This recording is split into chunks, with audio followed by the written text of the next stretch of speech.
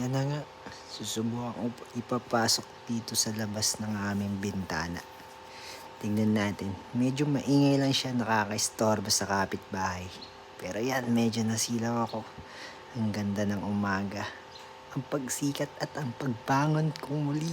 Ito na, lilipad na ang aking drone.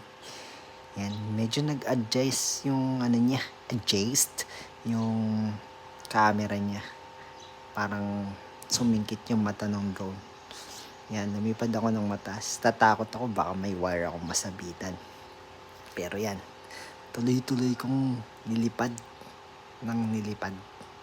Yan, dire-diretso lang. Hindi ko pa siya ganong inaakyat. So yan, dire-diretso lang. Yan, ikot ko muna dahil ginamit ni Papa yung yung drone ko medyo nauubos na ng battery. 5 minutes na lang natitira. Kinakabahan ako baka malobat sa daan. Yan. Tapos sabi ko ay ikot ko pa, medyo kaya pa naman. Ilang minuto pa yung natitira. So dyan, pababa ako dyan. Tapos pagbaba dyan, oops, kumaliwa ako. Uy, circle fly. Yan mga kaibigan. Circle fly lang ulit. Kita mo, ang ganda ang pagkuha ko, puro bubong.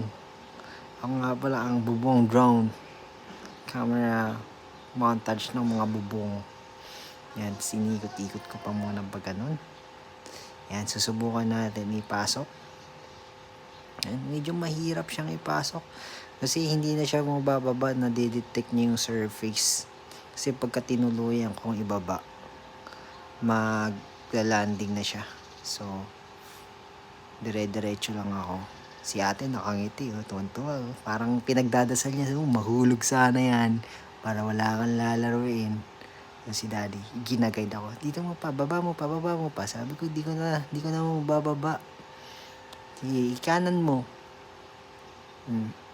Kanan ko raw. Pero sa perspective niya, kaliwa. So, kaliwa mo. Sige. Sabi ko, hindi ko nga makaliwa. O, sige, yan. Kinanan ko na. O. Binababa ko. Nakita mo ba yung tiyan ko? Ang laki. Yan. Medyo ipapasok ko na siguro. Biglang sabi bumaba. Di bumaba na talaga. Hindi na naaabot. Nako.